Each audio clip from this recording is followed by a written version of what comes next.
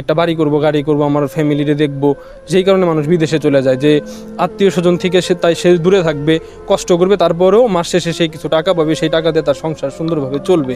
চাকরির বাজার বাংলাদেশে খুবই করুণ অবস্থা। চাকরির বাজারের সহজলভ্যতা নাই। এখন আমরা চাকরি না করে কোনো ব্যবসা বাণিজ্য করব, ব্যবসা বাণিজ্যেরও বাংলাদেশে সহজলভ্যতা নাই। বাংলাদেশের ইয়াং জেনারেশন যারা আছে তারা পড়াশোনা বাদ দিয়ে কেন প্রবাসমুখী হচ্ছে, কেন বিদেশ যাচ্ছে, এর কারণটা কি? বাংলাদেশে যারা পড়াশোনা করে, ছাত্র যারা, তাদের আপনার পার্ট টাইম কোনো চাকরি করার সুযোগ দেওয়া হয় না।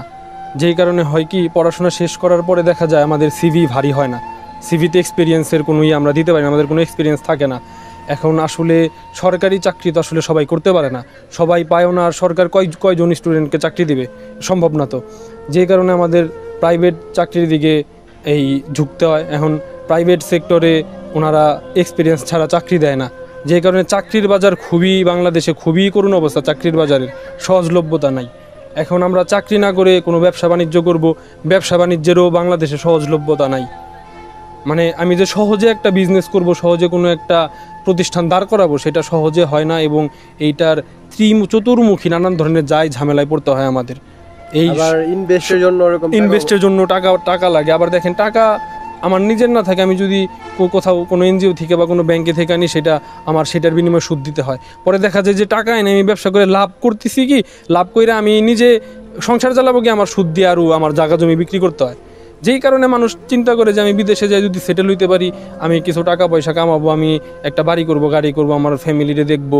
যেই কারণে মানুষ বিদেশে চলে যায়। যে আত্মীয় স্বজন থেকে সে দূরে থাকবে, কষ্ট করবে, তারপরেও মাস শেষে সে কিছু টাকা পাবে, সেই টাকা দিয়ে তার সংসার সুন্দরভাবে চলবে। কিন্তু বাংলাদেশে এই চাকরির বলেন বা ব্যবসা বাণিজ্যের বলেন, এই সহজলভ্যতাটা নাই।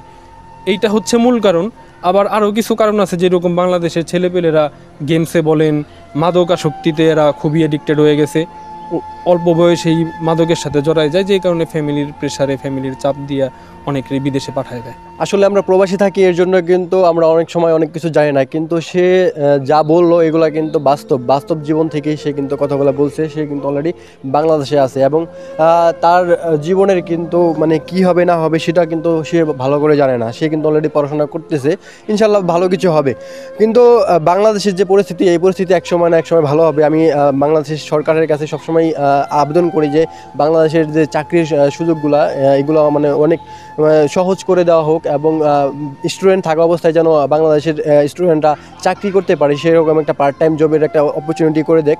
এবং পাশাপাশি বাংলাদেশের যে ব্যবসা বাণিজ্যগুলো আছে, এই ব্যবসা বাণিজ্যগুলো অনেক সহজ মাধ্যম করে দেওয়া হোক, যাতে বাংলাদেশের মানে নতুন প্রজন্ম থেকে শুরু করে যারা অলরেডি করতেছে তারাও যেন নতুন করে ব্যবসা খুব ইজিলি করতে পারে। এইরকম একটা ব্যবস্থা করতে পারলে হয়তো আমাদের বাংলাদেশের মানুষজন বিদেশে পাড়ি দিতে হবে না, বিদেশের কর্মসংস্থান করে খেতে হবে না, বাংলাদেশের কর্মসংস্থান বাংলাদেশে তৈরি হবে ইনশাআল্লাহ।